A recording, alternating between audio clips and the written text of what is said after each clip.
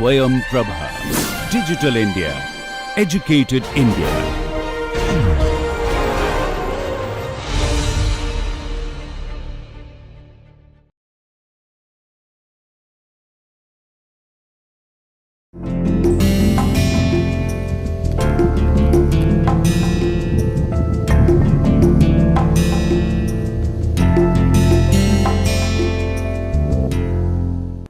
Welcome back. This is lecture number 16. This lecture is predominantly focused on non-destructive testing methods for composite materials. See, when you try to manufacture, if you cannot characterize the manufactured product or if you cannot test the quality of the manufactured product, then no point in manufacturing. So, it is always better to have a characterization tool to check the developed product's quality. It can be contact type, it can be non-contact type. Okay. So, what is a big difference between a composite material checking and a normal homogeneous material checking? In composites, as you know very well, there are several ingredients you keep adding to the composite to meet the customer requirement. It can be matrix, it can be fiber, it can be the form of the fiber, and then it can be fillers, it can be other ingredients which are added to meet the customer requirements. So, in that case it is becoming more complex. You have different phases of material which is there in a composite material. And the other thing is, you should also understand there is a property called as interface and interface, which I have told the difference in the earlier lecture. So, that also tries to bring in a big difference. And the third one is, in composites there is always a possibility of producing defects on the surface and deep into the product. So, that means to say along in the core there is a possibility. So, it is always necessary for you to check the composite what you have fabricated is as per your specification. Here now we will see the content of the presentation. So, first you will see ultrasonic testing, then we will see acoustography, then we will see radiographic testing, then xerographic testing, then acoustic emission, thermography, tap test, and finally the visual test. So, composites, what are all the possible failures or what are the possible defects? The defects can be in terms of cracks, in terms of delamination, which is very common when you are talking about polymer matrix composites. So, delamination is one factor. So, here in non-destructive testing, if you see there are two methods, one is called as contact, another one is called as non-contact methods. Today we would prefer to have non-contact methods for two reasons. One is, while fabrication you would like to assess the quality, after fabrication you would like to assess the quality. And not only that, today when you put in service condition, we would also try to check the quality of the composite, how is it performing, or if it is deteriorating in performance, how is it deteriorating in its performance. So, for that we would like to have non-contact type. There are two types of thing, one is contact and non-contact. So, we will see what are all the possible contact methods which are in non-destructive testing and then non-contact test. Ultrasonic can be both in contact as well as in non-contact, we will see that little later. Then eddy current testing is contact, magnetic testing, electromagnetic testing, permanent testing, permanent die cast, permanent testing, and then you have liquid penetration testing. We will also try to find out damage failing initiatives and subsequent damage evaluation, delamination, construction connected to the laminate, condition of the resin cured and the condition required to fiber matrix interface. All these things are found out by doing a mechanical analyzing, and then you can try to from there you can try to find out the defects. The next one is to determine the integrity of the structural component which are manufactured from composites. We do for detection of cracks and debondings, mechanical rubbing, fiber pull out and fiber breakage. These are some of the things which are very important, wherein which we talk in terms of surface integrity, or we talk about integrity of the structural component. while manufacturing we try to do the non-destructive testing and we try to detect all the other defects whatever is mentioned here. So, the different types of inspection techniques. So, inspection type versus NDT method. So, if you want to inspect the damage identification in aircraft composite structures, we can use ultrasonic testing, thermographic testing, vibration methods, infrared methods, xerography and X-ray. X-ray and computer tomography can be used. So, if you want to find out the aircraft composite assessment, you can do it. Health monitoring, you can do it. By and large, it is your composite is fabricated, it is put in service condition and you have to find out what is the deterioration. So, it can be found out by all these non-destructive testing methods. So, the next thing is the health of a composite in a wing box structure. So, this can be done by ultrasonic testing. Then structural health monitoring of blades, of arrow profiles, again it can be done by ultrasonic testing. Damage in composites can be found out by thermographic testing and radiography, and impact damage can be done by infrared imaging. So, these are some of the inspection types which you want to do with the application, and these are some of the non-destructive testing methods which are available today. So, then you wanted to find out the auto detection of impact damage. See, in composites two things are very important. One is while manufacturing you produce defects, or when you put in service condition defects happening. While putting in service condition the defects happening are maybe a drop of an impact, drop of a heavy item on top of a composite structure. What happens to that? How does the damage grow?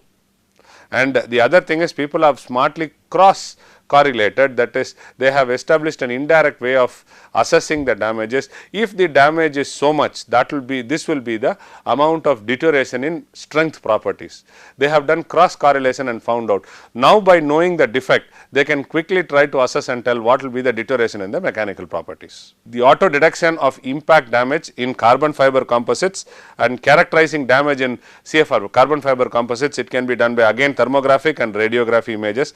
There are other tests wherein which vibration is used. Damage assessment in sandwich structure. What are sandwich structures? Sandwich structure means you will have a skin, you will have a core, then you will have a skin. So, these two are skin, which can be of any composite material. This is core of a lighter weight material. Basically, this tries to mimic the analogy of I-beam which is used in normal structures. They take the tensile load and compressive load, and this is giving you the spacing. The parametric influence of damping of a structure, structural behavior, dynamic characteristics of damage detection of structures, and skin damage statistical detection and restoration assessment. These are some of the inspection types, and the method which is used for is vibration methods can be used. Finally, you can also use neutron radiography, which is on the higher head, wherein which multiple cracks detection can be found out by this technique. First, let us see ultrasonic testing. Ultrasonic is very well known to us. Ultrasonic means it varies from 20 kilohertz to 20 megahertz. So, what we do is we try to take a material, a microscope homogeneous material. It is a frequency range of 20 kilohertz to 200 megahertz with composite testing range is taken, and from there what we do is we try to use a piezo crystal, vibrate and send the signal inside a composite and try to find out if there is any defect in the composite. So, ultrasonic testing is very well used or very widely used non-destructive testing. They can be classified into scan A, scan B and scan C. So, basically scan A gives you one dimensional defect, scan B gives you two dimensional defect, scan C gives you three dimensional defect. So, one dimensional, two dimensional, it is only in x plane, it is only in x y plane, this is in x, y and z, which also gives you the depth information. So, the scans can fall in any of these regions, and this are the different types of ultrasonic testing which is done. So, the operating frequency is somewhere close to 5 megahertz we use, and we try to detect the defects in the composites.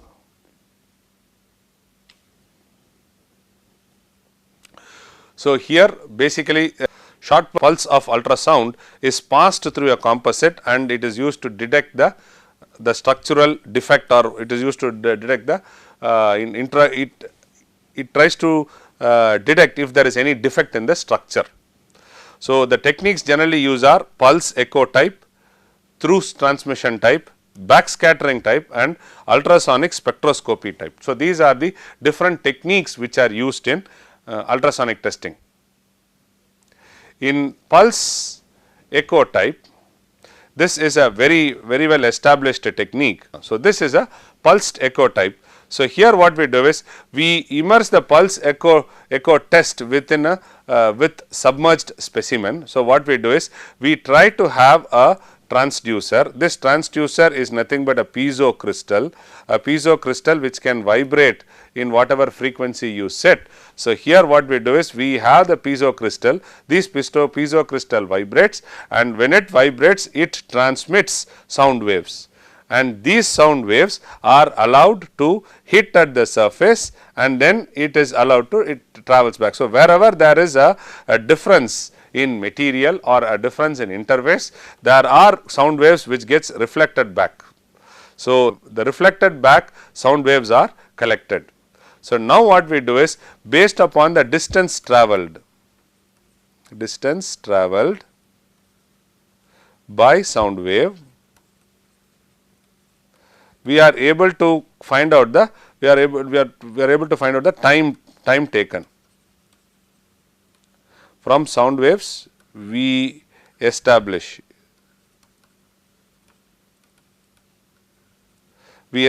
time taken, and from the time taken we can try to figure out what is the distance, and from that we can try to figure out why is this sound wave reflecting back, if at all there is a defect, and how far is the defect from the interface, we can try to find out.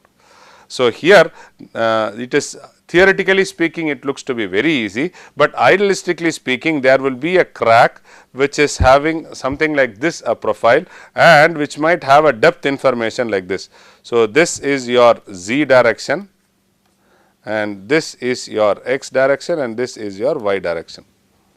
So, you can have a defect like this. So, if you have a defect like this, then the sound waves getting hit on a surface and getting reflected back will try to give you different velocities. So, it is very hard for you to really find out if you have a complex defect. Idealistically speaking, yes, it is easy to figure out from the travel back of the sound wave, we try to figure out what is the distance, time taken to distance we can try to find out what is the defect and where is the defect. So, wherever there is a change in interface you can do it. So, what happens is when I was talking to you about scan A, what we do is we try to take a defect only at a point. Then scan B, I try to scan the sensor in both planes, in maybe if you take in the if I follow the same convention, it is x and y plane. So, z and y plane I try to take the complete scan of a flat plate, I can get it done.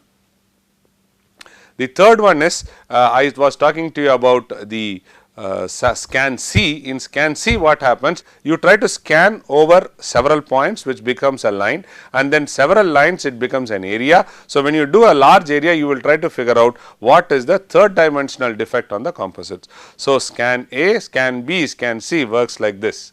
And second thing, you should also understand, when you keep a specimen, and ultrasonic transducer will always be kept very close to the specimen. If you cannot keep it very close to the specimen, what we do is we always try to put a coupler here, which is viscoelastic material, or it can be water even, and this coupler will try to make sure the sound waves does not get distorted out of the contact area. So, we put a transducer, we put a workpiece, and in between these two we put something called as a couplant, which tries to focus the sound waves onto the workpiece and try to help in getting the data. Is it clear? So, here what happens is it is called as pulsed echo type. So, it is or people say it is pitch and catch. So, the sound waves are sent from here, it goes to the workpiece, and then from the workpiece it gets reflected back, it is one way. The same goes here and it gets reflected back. So, varying time difference. So, if there is a defect from here it goes back and then you try to get this signal. So, you can see how does the signal look like. The signal looks like this. Here is the amplitude of the signal whatever it has come. Here is the time. So, whatever distance I said, it can be converted into time. From here we get it. So, you see here there is a main bang here, and then there are so here is what is delay due to water path. So, what is a water path? Water path is a couplant which I was talking to you about. So, reflection from the specimen surface. So, this is where is the specimen starts. Okay, this is where the specimen reflection from the specimen surface is B. Then there was a defect called C. Then there is a reflection from the back side. So, this part is called as the A scan. So, A scan is nothing but a point scan which we did, and then you get it. Okay. So, here is a main bang, and here is a delay because of water. So, what has happened is till here whatever got traveled, this is what is the couplant which I said we have to use couplant, COUPLANT, couplant. So, this is a couplant. It can be a viscoelastic, it can be a viscous material, it can be oil, it can be water, wherever it tries to focus the sound wave into the specimen. Okay. So, this is what is scan A which I was talking to you about, and you get the signals reflecting from the top surface, bottom surface. If at all there is a defect, there is a defect. And again here you can also have many small defects like this. This can be due to some small voids which are present, interface poor, from the distorted interface, from the broken fiber. There can be several defects also. Okay. So, this is only an analogy to give. So, this is from the front, this is from the back, this is for the defect. So, several small signals are there, and these signals, when you do a point scan, you have to do repeatable scans, and then you have to talk about the answer. So, what is the big advantage? The pulse technique allows the flaw to be sized and located in the direction of the ultrasonic beam. So, I said A scan, B scan, C scan can be done, and you can try to figure out the size as well as the location which is possible. The depth of flaw within the composite can also be determined from the location.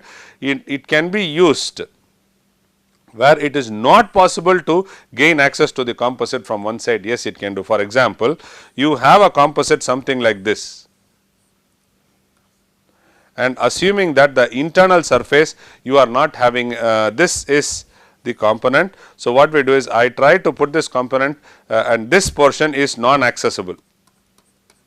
Maybe this is kept inside something which is of a different material. It is like a clad on the surface.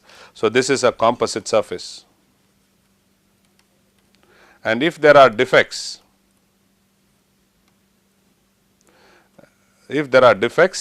so this is the technique which can be used to find out where the defects is. Okay. And here it can be done by non-contact type. So, since it is done by non-contact type, it is very easy to get the results interpreted. So, you will have to have some calibration done before, and then you can easily calibrate the results. Basically, you need to have skill in interpreting the results. There can be a portion called something like a dead zone, where the signal does not even come back. So, that is also possible. So, you have to know very clear, and so what here you need to have skill. So, skill in interpreting, skill in analyzing the data, analyzing the data is required, because there can be signal, there can be several noise, there can be signal noise, and there can be several, and then there can be noise.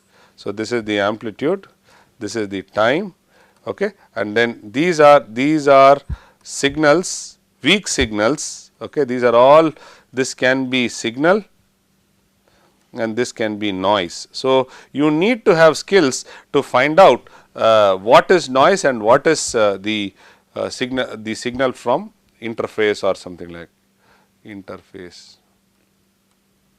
So, if you can find out, this is very, very important, and this needs lot of skill in interpreting the data. So, today what has happened, there are a lot of intelligent systems which have come. So, wherein which it has been pre-trained with lot of data sets like this. So, it quickly scans the data and it tries to tell you, yes, there is a possibility of a defect. So, that is what it is done. So, here it is a time period approximately equal to the pulse length, during which the probe cannot detect a signal, because it is either emitting a pulse or a reverberating. So, this is the dead zone. Okay. So, this defect also can come, and you it is very difficult to find out what is this and then interpret. The next one in the same ultrasonic is called as through transmission system. Through transmission system means you will have something like a pitch and a catcher.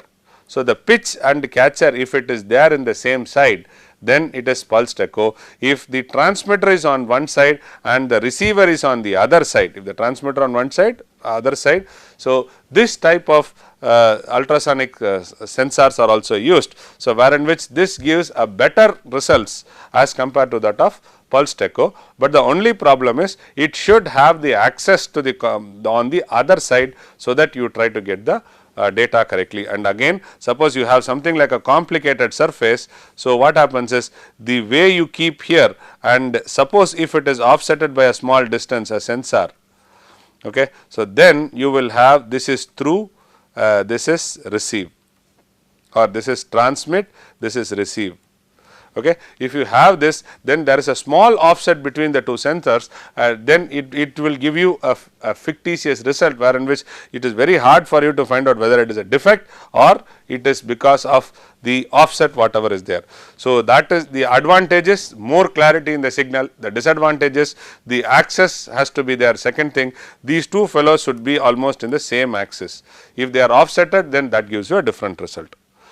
So, it is an ultrasonic technique wherein which we use two transducers. One is called as emitter, the other one is called as receiver. The receiver is placed on the opposite side of the transmitting probe.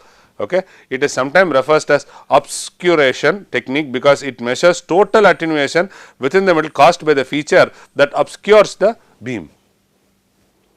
Okay. The comparison made by the attenuation between the different specimens and different regions of the same sample can be compared. Okay. So, it can be compared and you can try to get it. And here again, why did I use this water jet, whatever we are talking about? This is nothing but a couplant. So, you couplant to make sure that this sound signal does not get distorted. And second thing is, if I know the velocity with which sound travels in the water media, then I can easily find out where exactly is the signal getting reflected from the specimen. So, because this velocity is directly proportional to the time taken. So, in the signal what I have, amplitude versus time plot, I can quickly find out what is that. So, what is the advantage? Here there is nothing called as a dead zone, which was there earlier, and here it is giving much more perfect signals or reliable signals, and even a small variation in thickness can be quickly figured out by this truth transmission. Interestingly, when I was discussing all the processes, I was trying to talk about one parameter which is called as surface roughness. I was saying that the surface, both side surface roughness is very good, or the surface finish is smooth. When I use these composite materials, if I have a rough surface and if I use ultrasonic techniques, then there is a problem with my signal interpretation. So, only to avoid this, we always try to have on both surfaces smooth surfaces. Okay. When you are looking at structural applications, primary strength applications in aerospace industry or in automobile industry, we are more particular about finish on both surfaces. Why? Because the characterization technique, the non-destructive technique which is used can like if you use ultrasonic, the roughness plays an important role in the interpretation of the results. The disadvantage is you should try to have axis, you should try to maintain the axis on the other side. Second thing is there has to be a provision for you to put the transmitter and the receiver on both sides. So, this is the limitation. There is something called as backscatter. If you are very much interested in the orientation of the fiber, we were talking about the orientation of the fiber, for example, 0 degrees, 45 degrees, 90 degrees, did we place according to that? And if at all, if we place it according to that and between the two laminates is there a defect. So, how do we find out? That is done by this backscatter. So, the fiber orientation and the stacking order can determine the final property of the product. The most common configuration is backscatter. It is a variation of pulsed echo type, in which the transducer is inclined at an attenuating angle alpha to the normal of the test surface. So, what we do is, now we have this transducer This is a transducer, whatever we have, transducer, ultrasonic transducer. And then what we do is, we try to make a shoe. A shoe can be a solid shoe. See, basically the couplant, whatever I was talking to you about, it can be liquid, it can be a solid. And again in solid, what it can happen is, it can have you can have liquid, you can have a solid. When I have a solid, so then what I can do is, I can give shape. Moment I give shape, what I do is, I try to make something called as a shoe, and this shoe can be made at any angle in order to make sure that I get this acute angle alpha. So, moment I have this acute angle alpha, then I can quickly figure out what is the stacking sequence which you have used in the composite. By the way, it is really skilled, but still there is a technique which can be used. The echo received by the transducer as monitored of the component or transducer is rotated about an axis normal to the composite. So, that means to say, I keep a transducer and then I try to rotate the transducer and translate the transducer in, this is translation, and then I also rotate to make sure the data what I get is perfect. So, this is what is a technique. So, here is a transducer and here is the angle alpha. Angle alpha I was talking to about, this is the x axis, this is the y axis. So, what I mean to say is, I will make a shoe and then what I will do is, I will try to move the transducer from here to here or from here to here, whatever angle. So, I try to do it, so that I try to get the fiber orientation. So, this technique is called as backscatter technique.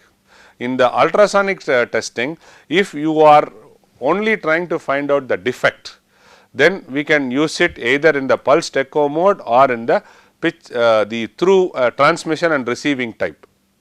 If you are interested to find out the orientation of the fiber, this is very important, because if a composite of varying orientation does not perform to your expectation, then the next thing which immediately comes to your mind is, how sure is my orientation? So, moment I know my orientation, then I am pretty sure that yes, the composite is okay, it is because of something else. And on top of it, in composites, the volume fraction keeps changing. See, you can have two composites with the same volume fraction, two types. It can be all orientation variation, you can have you can also have multiple phase variation, multiple phase reinforcement. So, the volume fraction, if you see, of the glass fiber will be constant, but the performance is completely different. Okay. So, this can be found out by the backscatter technique. So, I have told you the ply layup sequence can be figured it out, but really you need to have a true skill, because the surface orientation sensitivity and the sophistication of the setup required is really high. The next one is ultrasonic spectroscopy. So, ultrasonic spectroscopy is in the form of ultrasonic test, in which the pulse arriving at the detecting transducer is analyzed harmonically, and the information related to the composite or features within it can be deduced for the characteristic change in the frequency spectrum. So, what do is, we try to take the ultrasonic signal, and what we do is, after taking the signal, we try to do a spectroscopy analysis. So, spectroscopy analysis in terms of frequency, and then we try to figure out what is the damage. So, that is what we said, the form of ultrasonic test in which the pulse arriving at the detecting transducer, it can be pulsed echo or it can be transmission receiving, is analyzed harmonically, the information relating to the composite or the feature within it can deduce for the characteristics change. If the pulsed length is greater than the specimen thickness, when can it happen? The pulsed length, whatever you are taking, this is one pulse, this is other pulse. If the sample falls somewhere here, then it is very difficult. So, when the pulse length is greater than the specimen thickness, for example, for thin walled samples, the interference can occur between the transmitted and the internal reflected beam component. So, that the detected amplitude is superimposed on this. Okay. So, this is very important for thin walled specimen.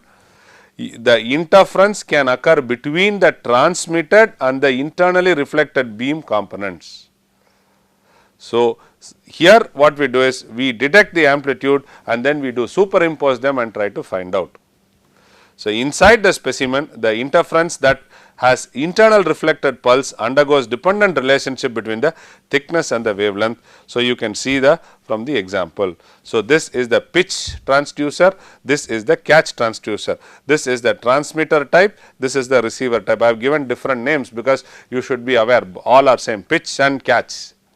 Right, pitch and catch on same pulse record type. So, transmission, receive, and then you have input wavelength which are there. So, here are some porosities, here are the affected wavelength which comes back. This is the direction of propagation of the wave which goes inside. So, from here it goes here, it receives, and then what we do is we do an ultrasonic spectroscopy analysis to find out what is the defect in a much more clarity way. Is it clear? So, you can also have ultrasonic spectroscopy. The interference effect in thin specimen tested by ultrasonic spectroscopy through transmission configuration which we studied. Two phases of signals received shown by the red and blue lines. You can see the transmission can be something like this. It can be T equal to lambda, T equal to 3/4 lambda, T equal to half lambda, T equal to quarter lambda. So, you see the signal, how does it pitch and catch goes. Okay. So, this is the for a thin specimen, this ultrasonic spectroscopy analysis is used to find out the results. So, here as we discussed, the ultrasonic spectroscopy can be better than pulsed echo type for transmitting the for thickness of the thin specimens and all. Ultrasonic spectroscopy is used. This is because specimens can be it may be difficult to resolve pulses reflected from the front and the back wall. So, we always use this ultrasonic spectroscopy to find out this. Limitation is the return signal has more influence on the, and it can also get attenuated. Suppose while returning back it has a defect and then one more defect, the signal can get attenuated, it need not go back also. So, that is what is a major problem. So, here and the technique is used for wide band pulsed input which can suffer a poor signal to noise ratio. So, this is one of the biggest limitation of the ultrasonic spectroscopy. Next one is called as aquastography. This is an approach which is a wide area of aquasto-optic sensors are employed to measure the real time ultrasonic image over the area of the sensor. The ultrasonic technique field is generated by the conventional probe and focused onto the sensor by a system of lenses after having interrogated the test specimen. So, what we do is we try to put some lenses in the system, so that you try to get the best result out. The technique can be used both in transmission, through transmission and reflection mode type. So, this is what it is. So, you see the specimen here. So, a sound source A is there. Then you see a sound acoustic coupling media which is B. Okay. Then we have ultrasonic wave front. Ultrasonic wave front is C, right, and then you have specimen as D. Then you have embedded a flaw, or there is a flaw which is called as E. F is the aquasto-optical sensor. So, it is AO sensor which is F. So, this is F, and then G is the flaw is received on a plane which is called G. So, this is the complete setup of aquastography, which is ultrasonic testing, wherein which aquasto-optical lenses are used to find out the defects. So, that is what I said, it is aquasto-optic sensors is employed to provide a real time ultrasonic image over the area of the sensor. So, here the UT ultrasonic testing field is generated by a conventional probe and focused onto the sensor by a system of lenses that having interrogated the test specimen. So, what we say is this. So, test specimen what you get in AO sensor last. Okay. So, in both the configuration the sensor provides total attenuation information, but no information about the depth of indication. So, this is similar to that of conventional ultrasonic technique in through type mode it is used. It is quite different from the conventional ultrasonic in reflection mode, which gives valuable information about the depth. So, here you have no information about the depth, but you have the information about the area, does not provide the information about the depth. So, this is what, so you get only areas. So, here if you are smart, what happens, you get in one area, then if you can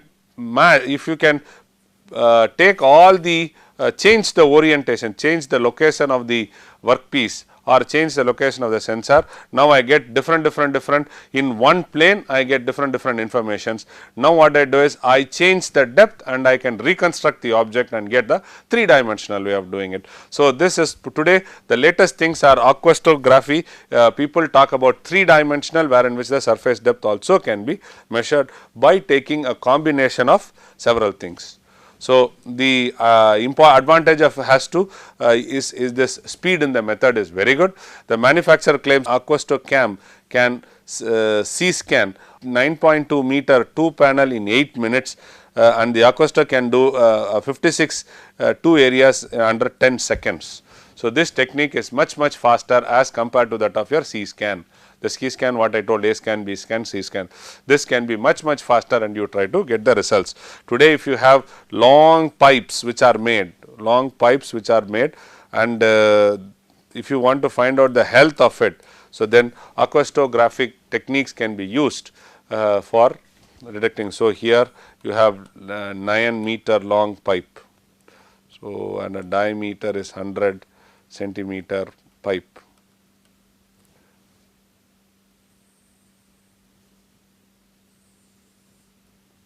So, you try to get through acoustic signal, aquastography, you try to get the signals much faster.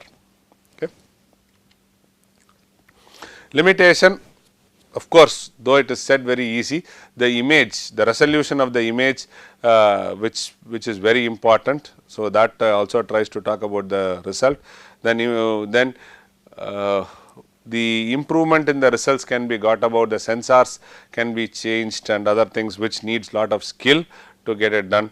So, it is here the depth information is not got only the XY. So, it is almost like your surface data only you get. So, depth details you do not get it in acoustic, but today to get out of this there are people have made a lot of software interface and then they are trying to do it. The next technique, so till now what we studied was using ultrasonic sensor for trying to find out defects. So, where we saw it can be pulsed echo type, it can be transmission and receive type, it can be through aquastographic test, and then the other thing what we studied was the spectroscopy, ultrasonic spectroscopy, wherein which you got results like this, you try to get the results. The next one for discussion is a radiography test. Radiography is a beam of X-ray is bombarded, on the specimen and the unabsorbed radiation passes through the specimen, hit a radiation sensitive target which is usually a film, which was earlier a film, nowadays it has gone to digital mode. So, X-ray source is used to find out the defect. So, the radiation exposed film emulsion is in a similar manner to that of light exposed to a photograph. Today this technique is no more. The flaws that do not have appreciable depth in the direction of the beam cannot be detected by the conventional radiography.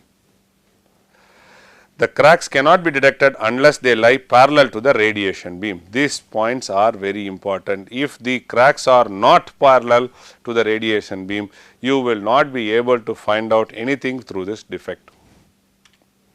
So, this is a X-ray source. Here is a test specimen. So, here are the defects whatever it is, and then you have a film. So, today it has gone to digital. So, you do not have to think of the film, it directly you have a exposure made and you can try to find out the defects. Suppose if there are defects on, for example, if there are defects like this, Okay. So, these two defects will not be able to be found out, because there is nothing called it reflects back.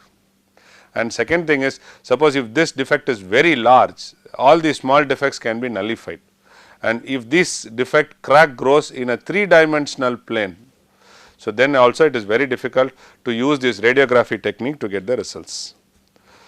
So, compared to a transmission test, the radiography resolution of the image is good, because shorter for X-ray than the ultrasonic. So, because of the wavelength it is good. So, you get, and here thick samples can be done, provided the cracks, the defects are not patched up one over each other. So, it can be done on this. So, a limitation, as I said, parallel direction, perpendicular direction is one, and second thing is, if the defects are slightly larger, it can even try to attenuate the signal. So, you will not get any signal out. The next technique is called as shearography. So, shearography is a technique wherein which a near surface flaw. So, all these two, ultrasonic and the radiography, we were trying to talk about defects. If we have defects slightly far away from the surface, top surface, slightly away from the top surface, yes, these techniques can be used. If there is a defect on the surface or very close to the surface, then we always go for shearography, which decreases the composite component's local strength, and therefore, the results can deform directly on the load. So, the surface defects also play a very important role. In shearography, the specimen is illuminated with a divergent laser beam, and the scattered light is projected on to an image plane by a special shearing lens. So, this point is very important.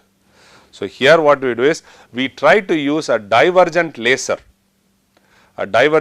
beam which falls on the surface, and once it falls on the surface, it scatters light, and this light, I try to collect this light on an image plane by using some shear lens. So, the lens effectively shears the image of the specimen in the plane of the lens, allowing interference between the sheared and the direct image. The pattern is effectively a map of distribution of the local surface strains and represented a reference image. So, this one is an important point. So, here what we do is, we try to take a workpiece, then we try to take a divergent beam, laser beam, try to expose the light on the beam, light on the workpiece, and then the light gets scattered, it goes back on the image plane. I put on the light gets scattered onto the image plane, I put some shear lens in between to get it done.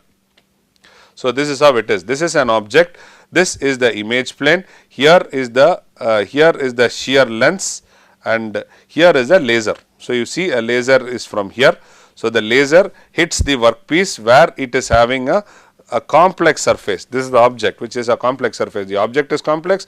Inside this object also you have complex phenomena happening. So, this is the laser which hits the workpiece, and here what happens? You have the light which is getting reflected from this, and here is a shearing lens. So, this shearing lens, what it does is, it tries to focus the image onto a plane. So, the image shearing camera is used, and then this is the image plane, it hits the image plane and you try to note down.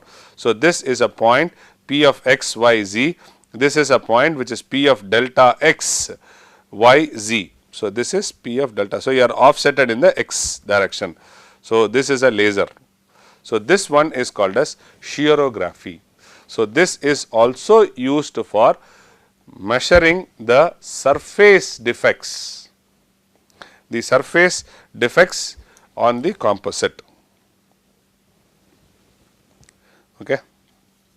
So, this is used for surface defect. The previous one which we saw about the spectroscopy, aquastography is also same for the surface. Here the spectrography is also used for surface. So, a stress distribution is applied to the surface, and a second interference pattern is recorded using vibration, sound, pressure, vacuum or any thermal load, it is done. So, the stress distribution is then applied to the surface. So, we get this stress distribution can be in plane or out of plane. The superimposition or subtraction of the image obtained from the structure is in the stressed or the unstressed state produces a fringe pattern. Each fringe pattern is a line of strain, and the area increased strain are shown in the concentration of the fringe pattern. So, of the fringes. So, this is what it is. So, this is a phase stepped fringe pattern unwrapped image. So, a 3-dimensional 3D process image of the impact damage on an aerospace panel is done, so that you get to know what is the defect. So, if you look at it, I repeat, the stress distribution is then applied on the surface using the vibration, sound, pressure, vacuum or thermal load. The second interference pattern is recorded. First interference, second interference. The stress distribution can be either in a plane or out of plane in this direction. The superimposition or subtraction of the image obtained from the structure is stressed and unstressed state which produces the fringe pattern, and with this fringe pattern you are able to record such defects. So, this is used for surface defects in a big way. It is a non-contact type. It is very fast and it is highly sensitive. So, the loaded instrument is not open or an optical element capable of refocusing the expanded beam into a small place in the beam laser. The instrument can be used without any additional optical projection it is used. So, it is used suitable for field measurements where the conditions are less than ideal. So, this is a non-contact technique and this is used in the field also. Limitations I have put very clearly, and you also know limitations. So, the specimen must be loaded to reveal any defect. That is always a possibility that the damage might be incurred as a result of the testing procedure. So, you have to load. So, load in the sense bend, apply high weight or give pressure and other things. So, there can be a possibility of failure. The xerography can also be applied to a specimen in which the surface roughness is in the order of the one wavelength of light. The specimen with smooth surfaces which produce a random interference pattern which will mask the effect of effect due to distortion. This is another important point. Another drawback is that the interpretation of the result is complex and requires considerable experience. As xerography is an optical surface based technique, the influence of light and the location of the flaw have a bearing on the resultant image. So, these are some of the defects of xerography which is used. Xerography, going back to the basics, this is the basic. You have a laser light which is trying to hit on a composite material. This composite material is complex in shape. So, the laser light hits and then the light gets reflected. So, you use a shearing lens, and this shearing lens tries to make an image on the image plane. Shearing image camera is used. With this camera you take an image on the shearing plane. So, you try to get the output. So, this is also used very well for surface defects. The next technique is acoustic emission. Acoustic emission is also a non-contact type non-destructive testing. So, here what happens is I try to measure the stress waves which are getting released from the sample. For example, you take any plastic cover.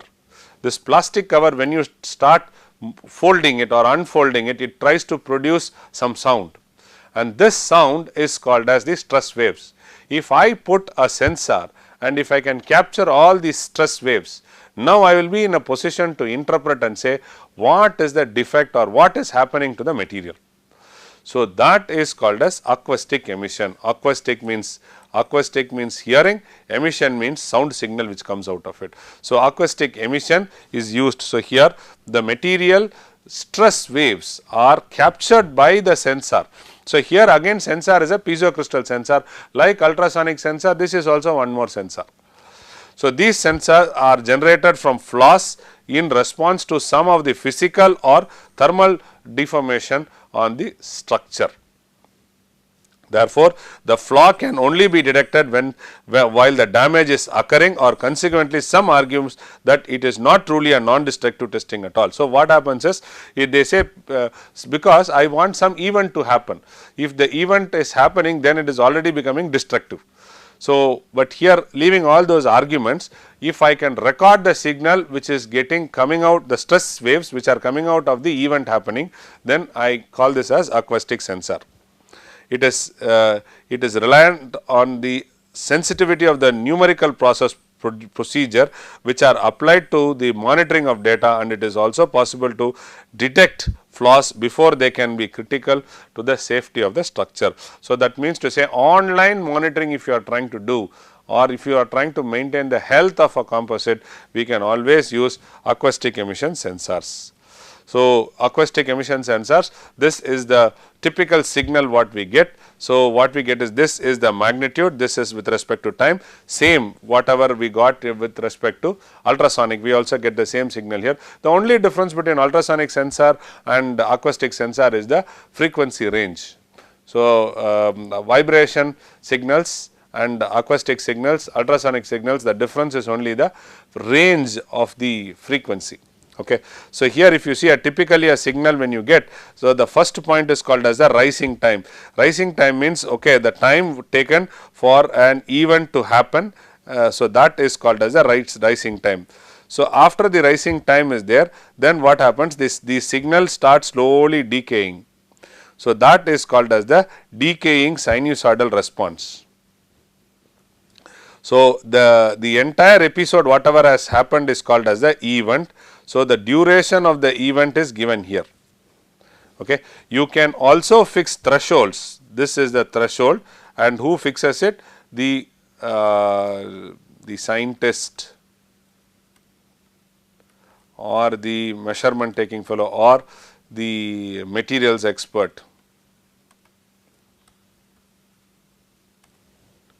He fixes it and he says that, okay, I have fixed a threshold, anything above this threshold will be called as a defect. So, this is a threshold, and the threshold time is also the threshold, and the rise time is also noted down from here. So, here is a rise time, this is the peak amplitude. So, you see here, this is the peak amplitude which we get, right.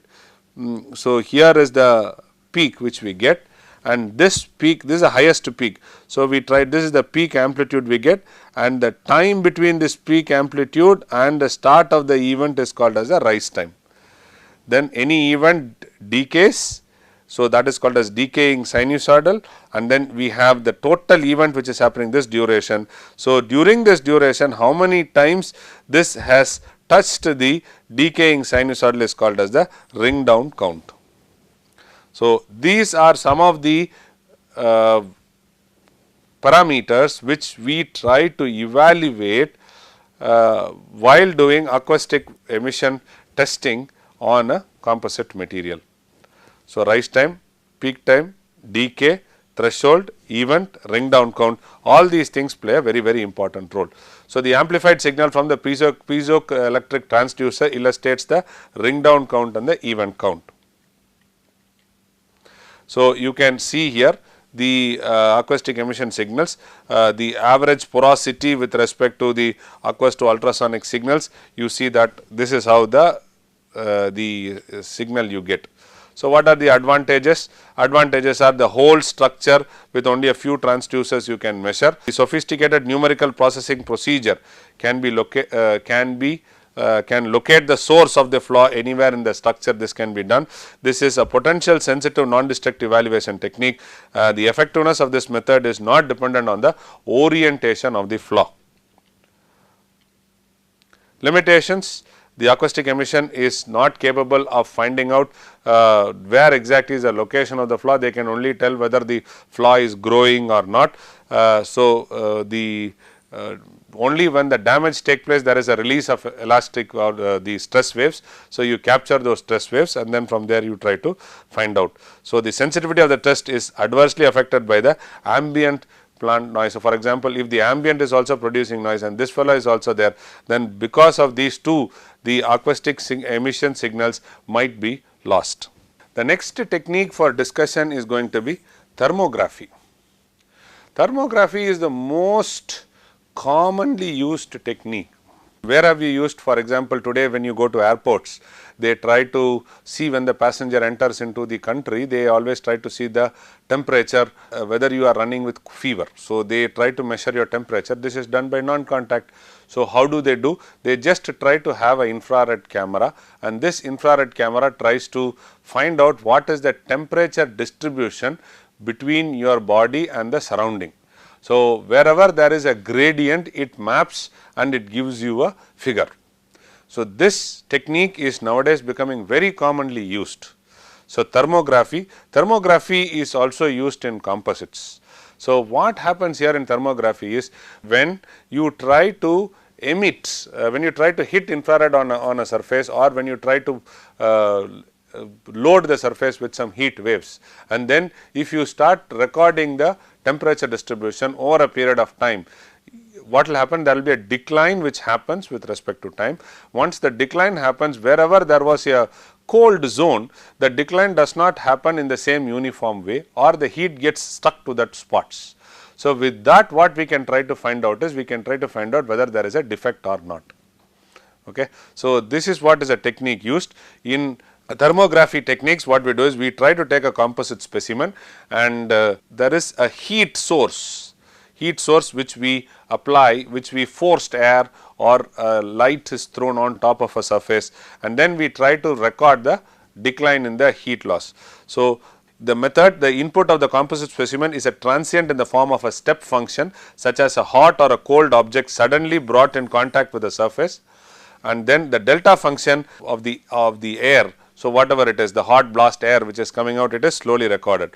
The best results are obtained when the maximum possible amount of energy is deposited on the surface, and it should make sure that with the heat whatever you apply should not damage the surface. A transmission test, the temperature built up on the opposite side is at a rate determined by the thermal properties of the composite, and then what happens is, here if there are any internal flaws, there will be a difference in heat loss. So, that is whatever I have explained here, we have put here. So, this is what it is. So, you have an IR camera, infrared camera, though this is a flashed light. So, the example what I gave in terms of human being in the airport is, we have our own, the specimen has its own source. But here in a composite, it will not have its own source. So, what do we do is, I try to hit with the same heat on by using a flash lamp or infrared, whatever it is, I try to hit it on top of a composite, and when there is a flaw, there is a difference in cooling rate. So, I record this on the surface, and then I try to figure out the presence of a flaw. If there are surface roughness, yes, there will be a problem. And then if there are multiple flaws in varying direction, yes, this will have a problem.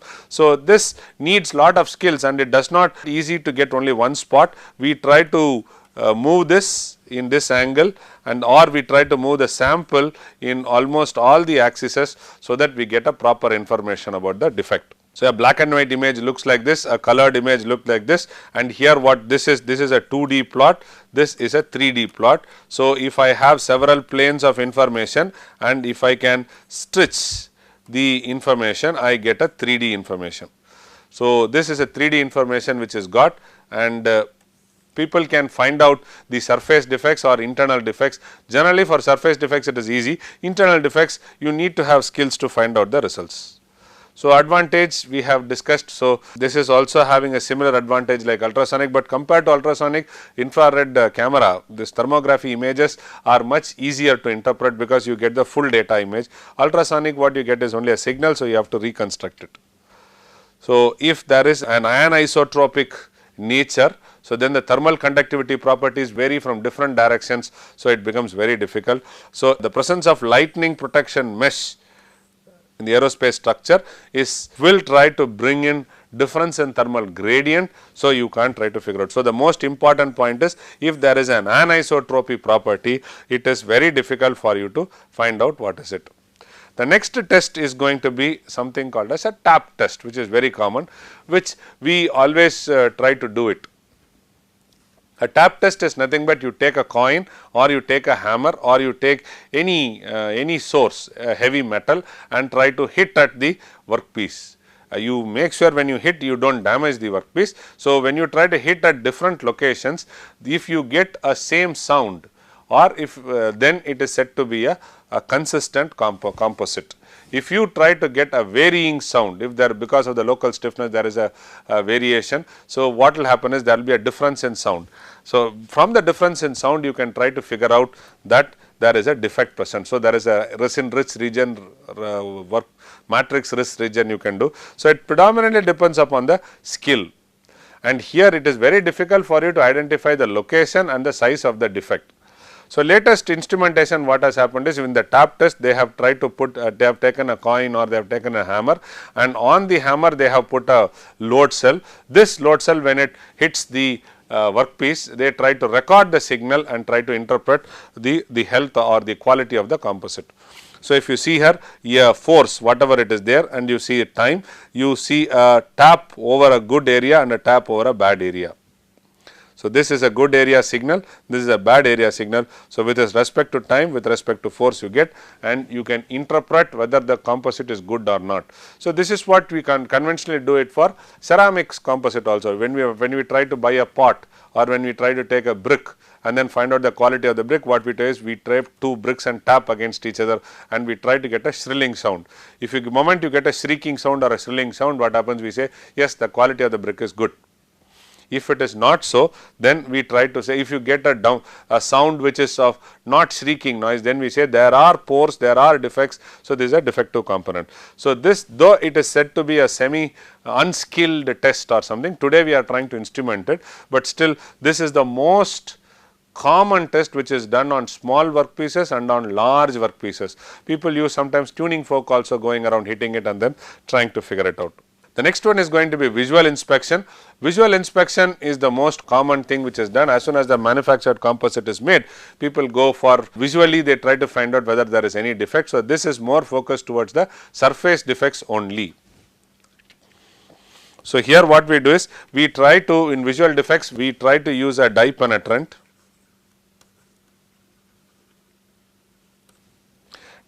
So, here what we do is we either by visual we do, or what we do is we try to throw a light, heavy source of light and see whether there is any reflection which is coming out, and then if there is any glittery or glare which comes out, that we see. From there we try to figure out there is a defect. So, human eye cannot go less than few tens of or hundreds of microns. So, once we wanted to go less than that, if a defect is smaller than that, we go for a higher scale, we try to magnify the eyes. So, we go into a microscope.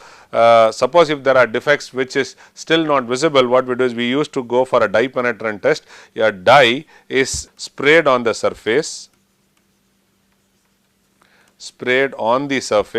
and then what we do is we try to add a developer on top of this dye and try to clean the dye, and wherever there is a defect. So, what happens is this dye sits inside, and when the developer is hit, so this is a composite. So, this is a crack. So, the crack with dye. So, when we try to spray dye, this dye go inside, and then what happens, we try to hit the developer, we try to clean the surface. Then this dye, over a period of time, this dye starts oozing it out and they show a difference in color. So, that is how a dye penetrant test works. This is more focused towards surface defects. Here in complex internal external surfaces can be done.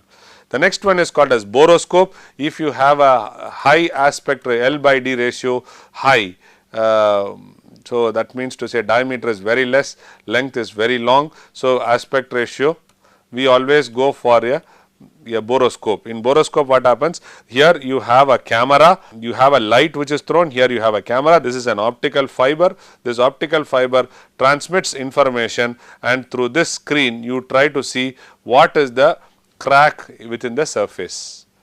So, this is used for aeroplanes, for example, the blades, if you want to have more information of the blade, non-accessible regions from the surface. So, then what they do is they use a boroscope and we try to get the information. Again, this tries to tell the surface information, the visual inspection surface, boroscope also surface. This is what is a dye penetrant test which I was trying to tell you along with the visual. So, here I have told everything. A penetrating liquid is there, a developer is hit, the developer hit liquid is done, then a cleaning agent is done. So, then what happens after this, whatever gets oozed out, we will see the dye. From this we can try to figure out, yes, there is a surface defect, and here we should make sure whatever the developer we use, the dye we use, should not bring in a hygroscopic defect for the composite. So, this is the liquid dye penetration test. So, advantages: it is very inexpensive, very simple, very fast, they do not need any sophisticated equipments, and any complex surfaces can be done through visual inspection. Limitation: if there is a blurred or if there is no light in the particular location and you want to do it, then this becomes very difficult, and very small cracks on the surface, and if the cracks are below the surface, then visual inspections cannot be used for finding out this. With this, we come to the end of this lecture on non-destructive evaluation of composite materials. So, here we studied about the contact measurement, non-contact measurements, and we predominantly looked into only non-contact measurements. We started with ultrasonic, then we moved into acoustics. Then from acoustics we went into tap test, we went into visual inspection, we were looking for dye penetration test, and we were trying to interpret the results. In acoustics, the big challenge is the surface can have a defect, from the surface deep the core you can have defects. So, when you talk about defects, two things are there: the size of the defect and the depth of the defect has to be found out, and no defect is exactly along a straight line, it is random in nature. So, we are supposed to find out what is the area of the defect present. So, this the non-destructive testing evaluation is done for two things: one, to see the quality of the manufactured product, to see the deterioration of the product when you put it on service condition, that is called as health monitoring we do. So, today assignment is more focused towards acoustic emission, acoustic emission testing. Let us take a piece of paper. Okay. The piece of paper is tore. This is slowly and suddenly or fast tore. Next is the paper is crushed.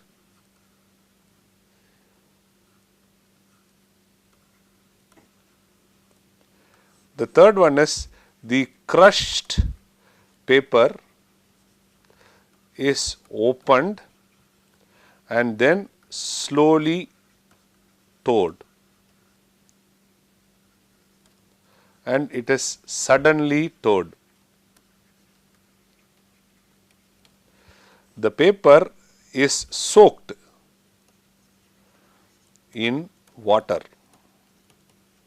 and slowly tored and suddenly torn. So, these are the different experiments. So, what I would want you is, you put a table, write down here the condition, whatever you have done, and here you try to note down the sound signal, and then you write your remarks. Now, you will see, based upon, see, slowly, and these are nothing but the strain rates. If you convert into engineering, strain rate slow, strain rate high. Okay. And the last one is, you try to stack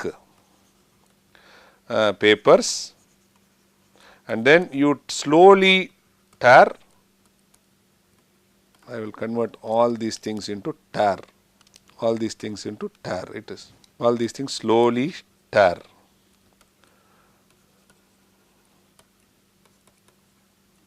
Suddenly tear. So, please note down the signal, whether the signal is sharp, whether it is dull, or is there anything else. So, you can make A category, B category, and you can also have C category, disturbed signal or something like that.